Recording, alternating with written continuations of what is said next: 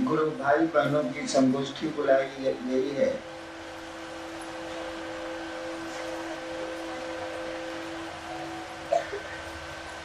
मैं आप ही लोगों से सुन रहा था कि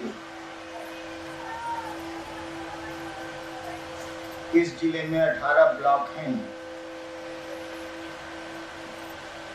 जिसमें लगभग 4-5 ब्लॉक हैं जिसमें काम नहीं हो पाया।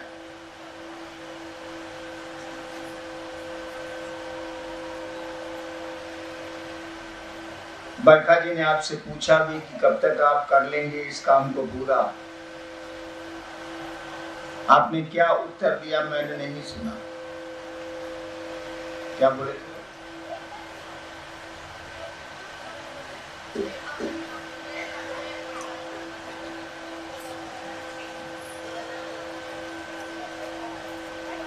रांची में महादेव का काम कैसे शुरू हुआ था आपको पता है? वर्ष 2000 में झारखंड राज्य अलग हुआ था 14 नवंबर को, और उसी में बिहार से हम लोग 23 एडीएम आए थे यहाँ सरकार के गठन में सहयोग देने के लिए।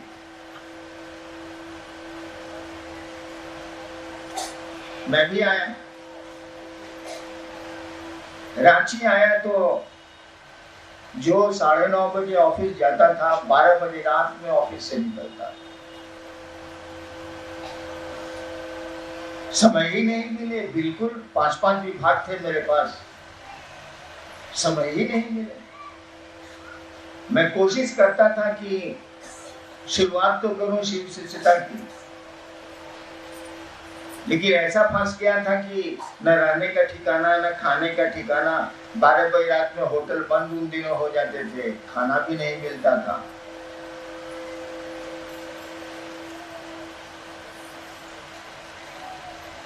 तीन 4 महीना बीत गया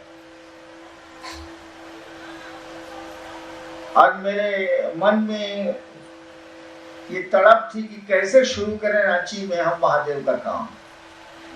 कोई उपाय हमको नहीं लगा।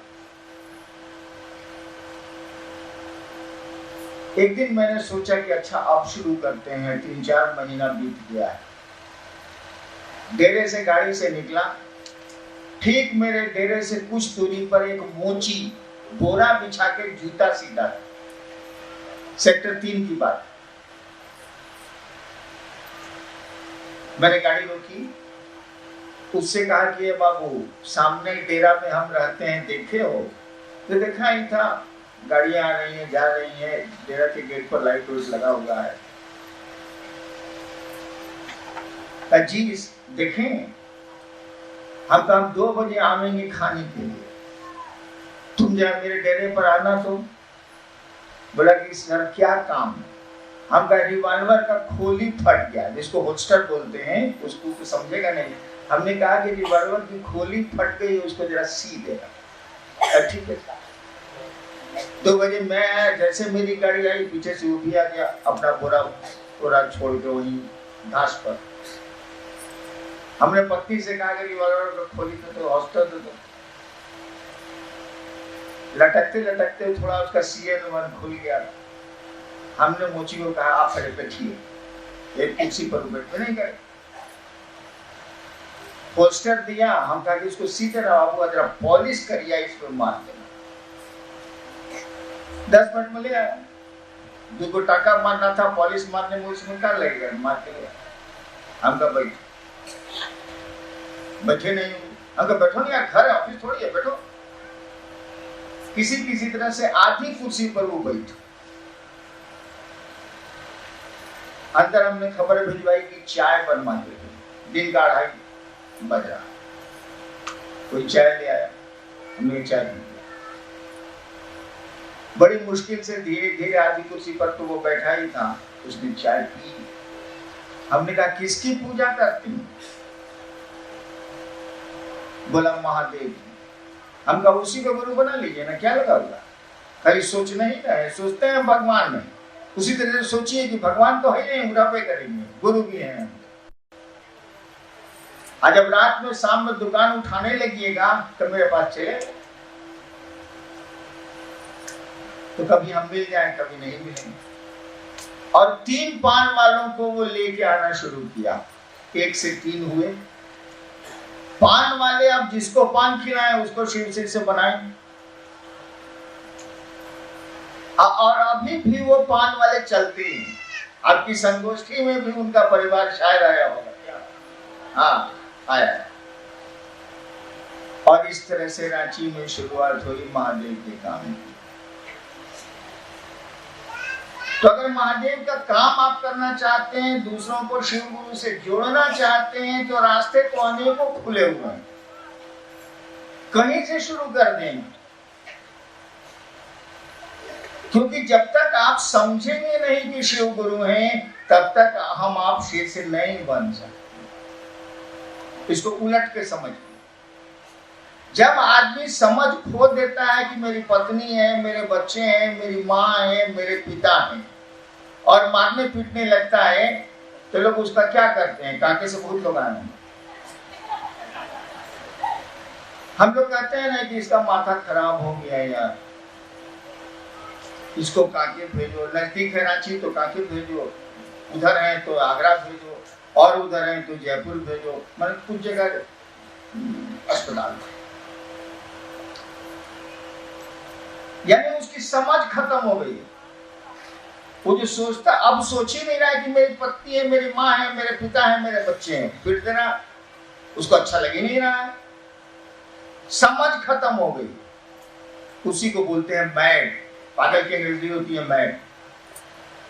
मैड को टुकड़ा टुकड़ा करिएगा ना तो उसका अर्थ होता है mental apparatus disorder. Mental apparatus, दिमाग की मशीन, डिसऑर्डर, खराब हो गई। उसी से बना है मैड।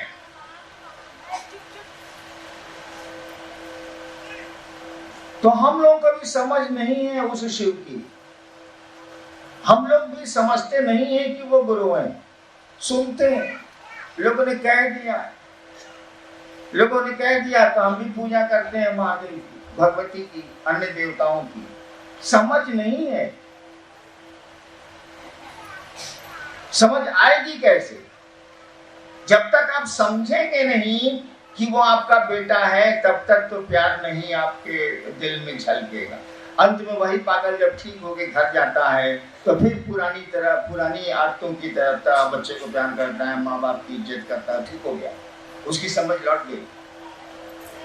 तो जब तक हम आप समझेंगे नहीं कि शिव मेरे गुरु हैं, हम लोग शिव से बन नहीं पाएंगे। हाँ, बोली में रहेगा, बोली में, शब्दों में रहेगा कि शिव मेरे गुरु, लेकिन दिल नहीं समझेगा। दिमाग समझेगा कि शिव मेरे गुरु है, दिल नहीं समझेगा। और रिश्ते दिल से बनते हैं, दिमाग से नहीं बनते।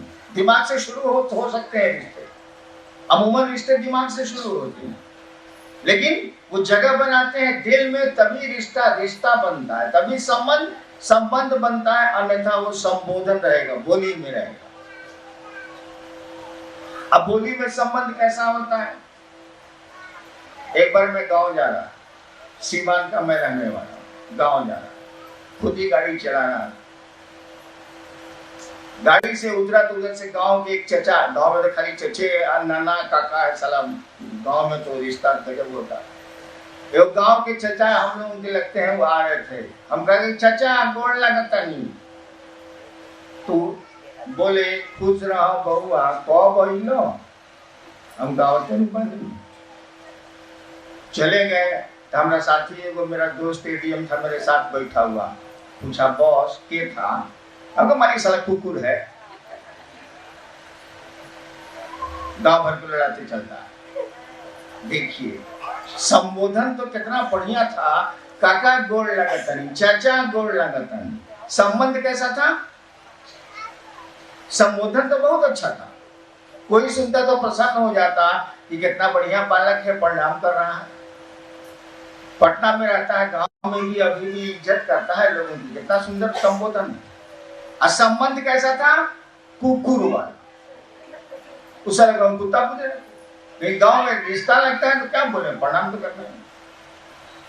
तो जब तक समझ नहीं आएगी कि शिव मेरे गुरु हैं, हम आप उनके शिष्य नहीं हो सकते हैं, और तो फिर वह गुरु आप में दिखेगा, आपको उसकी अनुभूतियां होंगी, यह थोड़ा कठिन हो जाए। आपके गुरु ने कहा अपने समझने के लिए दूसरों को समझाओ। अपने समझने सबसे आसान होता है समझना कैसे, जब आप दूसरों को समझाते हैं। अरब में एक कहानी है, जिस चीज को समझना चाहते हो और नहीं समझते हो दूसरे को समझाओ। अरब में एक कहानी प्रचलित है। कहानी ऐसी है कि एक शिक्षक था, उसको दूसरे दिन नया अभ्यास पढ़ाना था, नया टॉपिक पढ़ाना था। तो रात में उसने पढ़ाई की, शिक्षक ने, मास्टर ने पढ़ाई की, उसको हिसाब समझे में नहीं आया। लाख कोशिश की, उससे हिसाब नहीं समझ में उसको आया। अब समझ में नहीं आया तो बच्चों को समझाएगा कहां से? लेकिन क्या करता, वो क्लास था उसका। दूसरे दिन ब्लैक बोर्ड पर उसने उत्तर माला से सारे उस हिसाब के सारे उत्तर लिख दिए और पूछा विद्यार्थियों से कि समझ में आया? एक विद्यार्थी खड़ा हुआ, बोला जी सर समझ गए। लेकिन मास्टर अभी भी नहीं समझे। फिर उसने उसको मिटाया, फिर ब्लैक बोर्ड, अरब में कहानी चलती है, फिर उसने ब्लैक बोर्ड पर लिखा, 3-4 बार लिखा, और जब 40 मिनट की घंटी में 30 मिनट बीत गया तो सभी विद्यार्थी ने कहा कि जी समझ गए। एक विद्यार्थी खड़ा होकर बोला कि सर नहीं समझे।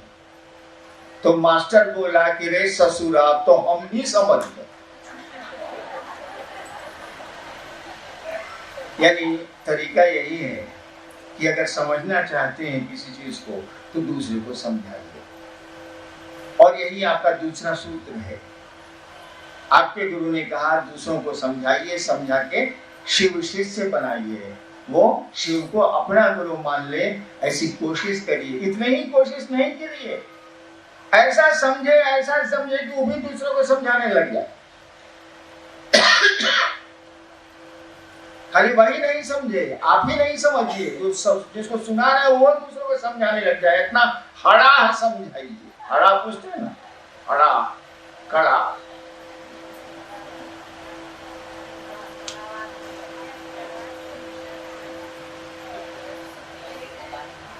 इसके अलावा आपको 2 सूत्र दिए गए हैं। ये जो मैंने कहा कि ये दूसरों को समझाइए और समझा के शिव को उनका गुरु बनाइए, इसके अलावा 2 सूत्र और दिए गए हैं जो मेरी समझ में आए। ये दूसरा सूत्र तो गुरु का आदेश है। मेरे गुरु ने मुझको कहा था आपको कहने के लिए, इसलिए मैंने कहा और लिखा भी है। इसके अलावा 2 सूत्र, पहला और तीसरा, दूसरा था ये। पहला सूत्र है कि हे शिव आप मेरे गुरु हैं, मैं आपका शिष्य हूं, मुझ पर दया कर दीजिए। इसमें यह बहुत महत्वपूर्ण नहीं है कि आप दया कर दीजिए, ये सीखिए, ये जरूरी नहीं है। ये जरूरी है कि हमारा आपका मन इस बात को समझे कि वो शिव मेरा गुरु है। मेरा का गजब अर्थ होता है। आप लोगों ने कहीं चप्पल खोली होगी जरूर, कहीं हॉल में तो चप्पल पहना हुआ कोई आदमी हमको नजर नहीं आ रहा है। मत बताइए कहाँ खोले हैं, अंदेशा है चोरी होने का, छोड़ दीजिए, हम नहीं चुराएंगे। आप यहां से निकलिएगा तो जैसे निकलिएगा चप्पलवा आपको मोबाइल करेगा, आगे दीदी हम ही कोना में पड़ल छी, हमरा पहिल लेना, करेगा? नहीं करेगा। लेकिन आपको पता है कि उस 25 एक तरह के चप्पलों में मेरी चप्पल कौन है, आपको पता है। आपको पता है कि आपका घर कहां है, आपको पता है कि आपके पर्स और पॉकेट में कितने पैसे हैं। पैसा कुछ नहीं बोल रहा, घर कुछ नहीं बोल रहा, 1 महीने का बच्चा कुछ नहीं बोलता है, लेकिन मां को पता है कि उसको दूध और पानी की जरूरत है कि नहीं है, उसको पता है।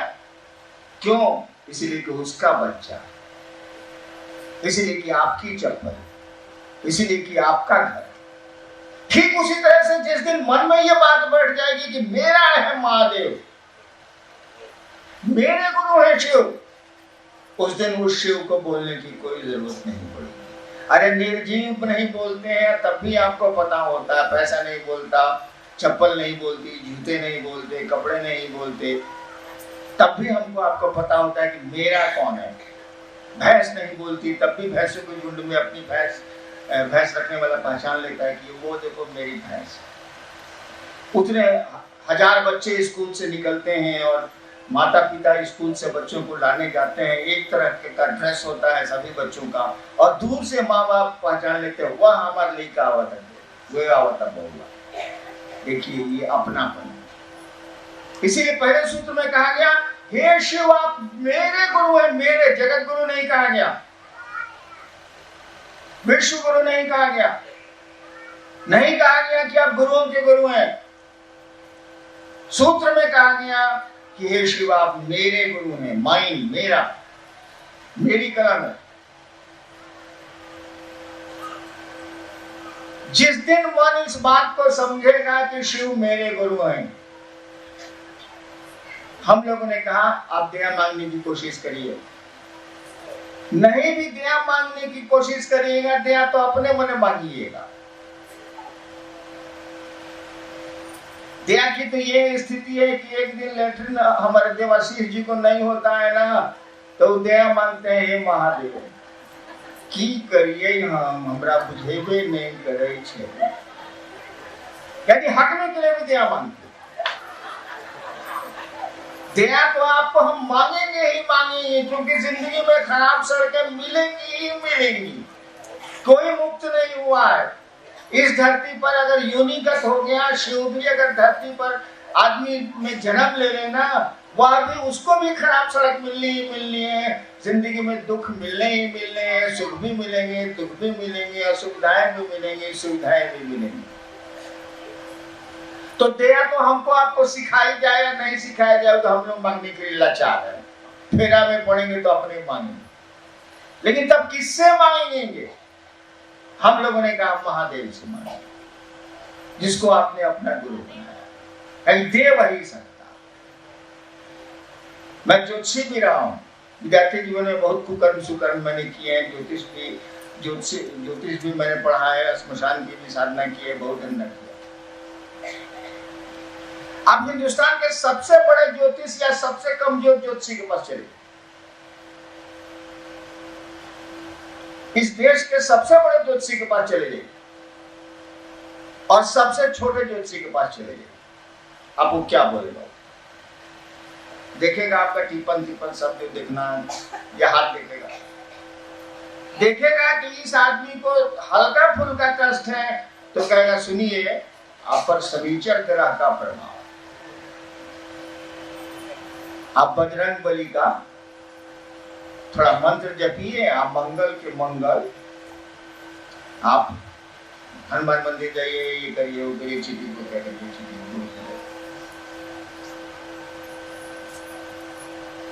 जब देखेगा कि मंगल खराब हो गया है तो वो उपाय बता दे। सूर्य खराब हो गया है तो कहेगा कि इतवार को सूरज निकलने के पहले उठ जाइए, अजरा जल चढ़ाइए, नमक इतवार को छोड़ दीजिए। आज जब देखेगा कि एगो नहीं, दो को नहीं, 8 को ग्रह वक्री हो गए, वक्री हो गए, साले टेढ़ हो गए, 8 ग्रह वक्री हो गए, तब आपको क्या बतावेगा? ना भगवती की पूजा बतावेगा, ना राम की पूजा बतावेगा, ना हनुमान की पूजा बतावेगा, ना विष्णु की पूजा बतावेगा, ऐसे नीचे बता देगा। जब देखेगा कि चारों बगल से जातक घिर गया है तो हिंदुस्तान का सबसे बड़ा ज्योतिषी से लेके एगो सूखा पालने वाला भी ज्योतिषी जो होता है वो भी एक के बात कहेगा, भाई साहब महामृत्युंजय करा, भाई साहब ओम नमः शिवाय का 1.25 लाख जप करा, भाई साहब रुद्राभिषेक करा। देखिए रेफर कर रहा है शिव को, रेफर कर रहा है महादेव को। जब देखेगा कि अब जातक के पास कोई उपाय नहीं बचा है, एक को ठीक करेगा, दूसरा पढ़ा जाएगा, दूसरे को ठीक करेगा, तीसरा पढ़ा जाएगा, तीसरे को फिर करेगा, चौथा पढ़ा जाएगा, सारा भारी फेरा। तो चलो सब कुछ सबके देवों को देव महादेव के पास इसको रेफर कर दो, रेफर टू हार्ट डॉक्टर जाइए। वो अपने नहीं लेंगे, किसी के पास रेफर नहीं करेगा। हम लोगों ने कहा कि भैया वही महादेव है जो गुरु है कि दूसरा है, वही नहीं, काम खाली अलग हो जाता है। हमारे बाबूजी मास्टर, स्कूल में मास्टर, घर में बाबूजी, घर घर का बाबा है शिव, वो घर घर का गुरु भी है। भाई साहब, आपने गुरु माना ही नहीं आज तक। और बरखा ने कहा ना कि बिना गुरु के से ज्ञान लेने की मानसिकता में गए ज्ञान नहीं है। एक बाप का 3 गो बेटा, बाप उस इलाके का बहुत बढ़िया शिक्षक, उसने अपने तीनों बेटे को कहा कि इस इलाके में हमसे बढ़िया मास्टर नहीं, हमसे पढ़ लो। 2 को बेटवा बोला हमारा नाम स्कूल में लिखा था, हम दूसरे स्कूल में पढ़े, तेरा साथ नाम पढ़े। जैसे मेरे बाप कहते थे कि हमसे बढ़िया डायरेक्टर थे शिक्षा विभाग बिहार के, हमसे पढ़ो ना, हमसे बढ़िया विद्यार्थी शिक्षक मिलेगा तुमको। हम बावजूद कहते थे काम हम नहीं करेंगे, हमको स्कूल कॉलेज एडमिशन करेंगे या वहीं पढ़ेंगे। तो हम हो गए कहता छोटका भाई बाप पढ़ा तो अभी आईटी है रेलवे में दिल्ली का दीक्षांत करा। तो तीनों बेटा में 2 गो नहीं तैयार हुआ, कहा ना एक छोटका बेटवा तैयार हुआ पढ़ने के लिए बाप से। बाप बहुत शिक्षक था, उसने पढ़ाया और भारत की अच्छी सेवा में वो चला गया। एक दिन पीली बत्ती लगा के घर पर पहुंचा, बाप रिटायर कर गया था, बूढ़ा हो गया। दोनों बेटवा और जो था बचा हुआ वो बथान पर भैंस खिला रहा, जहां भैंसे उधर बांधी जाती हैं। सुना कि छोटका भैया आया है तो वो दोनों आया, भोजन पानी हुआ, देखा दोनों भैया की भैया के साथ वो बॉडी गार्ड है, सारा पिस्तौल खोसे हुए हैं, अब पियर बत्तियों लगाए हुए हैं गाड़ी में। सवाल है हम लोग भैंस खिला रहे हैं। खाना वाना खाने के बाद तीनों बेटा बैठे, बाप से उन्होंने कहा, दोनों बेटे ने, बाबूजी हमनी के तू तो भैंस चरवा दे लो आ एगो के कलेक्टर बना दे लो, ई कहे कोई लो। बाप ने कहा कि बेटा लोग सुनो,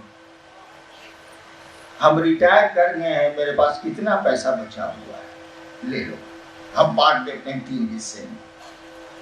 कहा जाता है कि जब बंटवारा होता है तो चावल का धुआं भी बढ़ता, चावल जो पसाया जाता है तो पानी वो भी पड़ता, ताकि चावल का धुआं भी मर।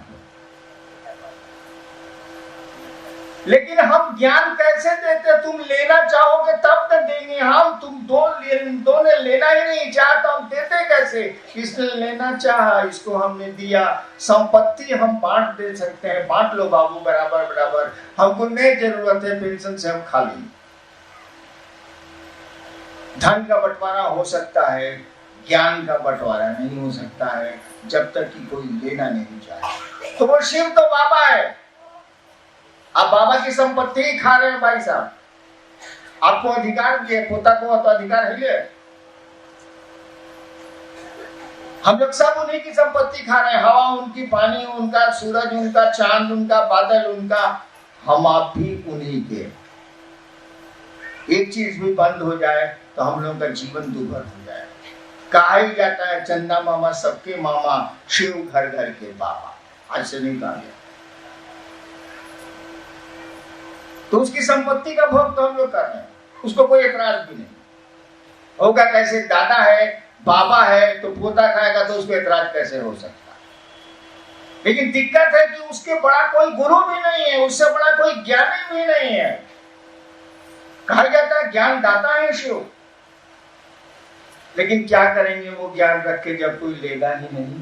तो बुढ़वा बाप की तरह संपत्ति का भोग तो आप कर रहे हैं, ज्ञान का भोग करने के लिए तो ज्ञान लेने की मानसिकता बनानी होगी। इस मन से जाना होगा कि हे शिव आप मेरे गुरु हैं, हम पर दया कर दीजिए। और जो गुरु कहते हैं कि दूसरों को समझाओ, गप्पे न करने के लिए बोलते हैं, और कौन सी बोलते हैं, गप भी न करना कि शिव गुरु हैं, आपके भी हो सकते हैं भाई।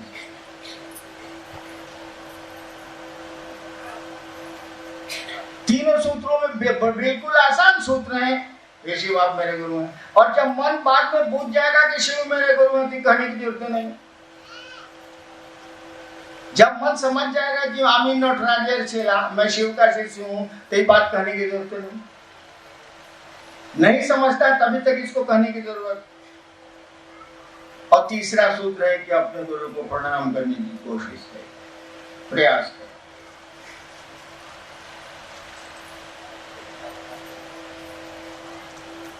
कोशिश करिए, प्रणाम हम लोग करते नहीं है। हम लोग प्रणाम करते हैं चीजों को, हाँ भले महादेव के सामने करते हैं, क्योंकि जानते हैं कि सूरत देता है, अब बड़ी आसानी से देता है, वो डरता नहीं है, धड़क जाता है तुरंत। हम लोग महादेव को प्रणाम नहीं करते, हम लोग भगवती को प्रणाम नहीं करते हैं, हम लोग चीजों को प्रणाम करते हैं। और उसको प्रणाम इसीलिए करते हैं कि वो दे देगा मटेरियल। प्रणाम नहीं ना, आपके सामने तो भारी है चीजें, वो सामने का देवता तो भारी हुआ नहीं। हम लोगों ने कहा प्रणाम करने की कोशिश करें। आदमी है, आदमी को परेशान, तो कई लोगों ने हमसे पूछा, हैनान जी काहे के लिए आ गए चैम्बर में? हम कहा सर प्रणाम करने चाहिए। हम मने मन सोच रहे हैं कि इसे को बदली कराना है, वो दोस्त था नहीं बोले। हम कहा सर पैसे प्रणाम करने चले थे, मीटिंग में जा रहे थे सीएम के साथ, प्रणाम करने। अच्छा, बड़ी खुश हुआ कि प्रणाम करने के लिए हमको आ गया। 8 दिन के बाद उसके पीए को फोन किया कि फलना का ट्रांसफर करा दो। अच्छा बोल देते हैं, यानी महादेव को प्रणाम करने के लिए करिए, ताकि वह पूछे कि साला प्रणाम काहे ना किया, हमको कुछ बोला नहीं। क्या कि जिसको भी प्रणाम करिएगा आपकी तरफ मुखातिब होगा, जिसको भी नमन करिएगा आपकी तरफ मुखातिब होगा, अगर कमीना नहीं होगा तब। तो जैसे महादेव को बिना सोचे खाली प्रणाम के लिए प्रणाम करिएगा, भगवती को प्रणाम के लिए प्रणाम करिएगा, छोड़ दीजिए। वो सोचे कि काहे चलाया था, सब आता कुछ मांगने के लिए, कौन बंदर है वो आ गया तो कुछ बोलिए नहीं रहा, सारा प्रणाम करके चला गया। वो पता लगा, वो जब पता लगाएगा तो उसको तो क्रक्स ऑफ द प्रॉब्लम पता चल जाएगा, उसको तो ये समझ में आ जाएगा कि समस्या कहाँ खड़ी है, थोड़ी दया कर देगा, हम लोगों की जो कष्ट है थोड़े कम हो जाएंगे। अब कह दीजिएगा तो बुझेगा, सब ऐसे कहते रहता है तू छोड़, क्योंकि सब अपनी करनी का फल भोग रहा है। तो इसको बेटा देंगे तो इसके बगल वाली पड़ोसन जो जल रही है इससे, उस सारी खुश और जल जाएगी, इसीलिए मत दो, उसको भी खुश रखना, इसको भी खुश रखना। हाँ, किसी महिला को बच्चा हो गया, अगोतनी से इसको नहीं पड़ रहा है, तो जल भून के भून एकदम जल जाएगी। बेटी होना चाहिए था साले को, बेटा जल भून जाएगी। अब महादेव सोच रहा है कि इसको बेटा दे देंगे तो इसकी गोतनी जल भून जाएगी। चलो ये फेरा में क्या पड़ देने, छोड़, मांगता है तो मांगना, तो हम क्या करें, हमने भी इसकी गोतनी भी वही है, आई हो वही है भाई, हम तो सबके बाप है, हम क्या कर सकते, इसको नाराज करेंगे, इसको खुश कर देंगे, किस पर नाराज हो जाए, कब है। इसीलिए कुछ कहे मत, अपने गुरु को प्रणाम करने की कोशिश करिए, अपने महादेव को प्रणाम करने की चेष्टा करिए। और आज ही मैं 10 बजे पटने से आया हूँ, ये लोग भी नहीं किया, हम लोग सब बाहर से आए। मैं पटने गया था, शिव श्री संप्रभा का ही कार्यक्रम था इसके मेमोरियल में, और उसी में पटने में 1000 आदमी जरूर हैं जो मुझको अपने घर में रखने के लिए प्राण दिए रहते हैं। मेरी बेटी दामाद भी पटने शहर में रहते हैं और अपने आवास में रहते हैं। मैं यहाँ से चुपके से हवाई जहाज से उतरा, किसी को कुछ नहीं बताया, एक होटल में हामा मंडल जी गए और चुपचाप जाके सूत गए। एक के बाद 4:30 बजे इसके मेमोरियल पहुंचे, 7 बजे छोड़ दिया। काहे? मेरी बेटी भी साहस नहीं कर सकी कि पापा से भेंट कर रहा हूं, इसीलिए नहीं कर सकी कि एक आदमी भी देख लेगा कि साहब कहीं यहाँ तो नहीं है, तो चप्पे चप्पे पर जासूस लगे हुए, साहब यहाँ तो नहीं है, तो होटल रहेगा ही नहीं, साला गांधी मैदान भी गांधी मैदान नहीं रहे। ये पटने की स्थिति है। बिहार यूपी में मैं घुस ही नहीं सकता, मेरी स्थिति एक चोर से ज्यादा खराब है। और इस बार मुझको महसूस हुआ कि आखिर चोर लोग रहते कैसे। ज्यादा नहीं, मेरा 35,000 होटल में खर्चा। भोजपुरी में लोगों ने हमसे पूछा कि कैसा लगा, नहीं बोलना चाहिए, तब हम बोले कि कैसा क्या लगेगा।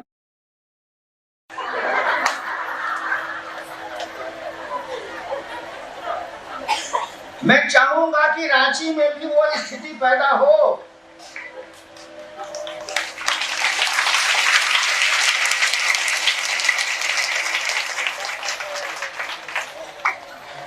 और मैंने वहां कहा कि भीड़ से मैं नाराज नहीं हूं, व्यवस्था टूट जाती है इसलिए मैं क्या करूं। एसके मेमोरियल में अगर मेरी खबर हो जाती कि साहब आ रहे हैं तो गांधी मैदान में हटाना मुश्किल था और भारी भारी मुसीबत हो जाती।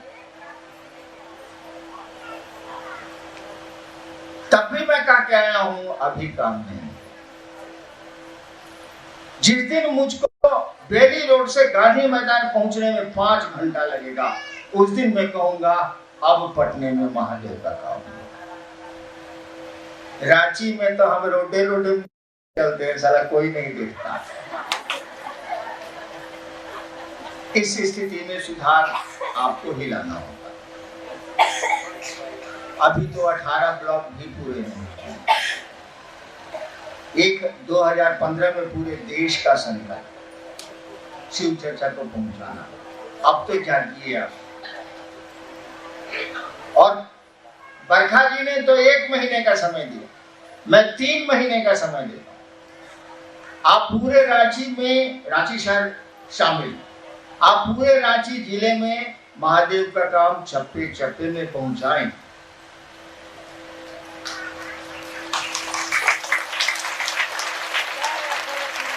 और 3 महीने के बाद मैं आपको इस काम को करने को नहीं कहूंगा। क्यों?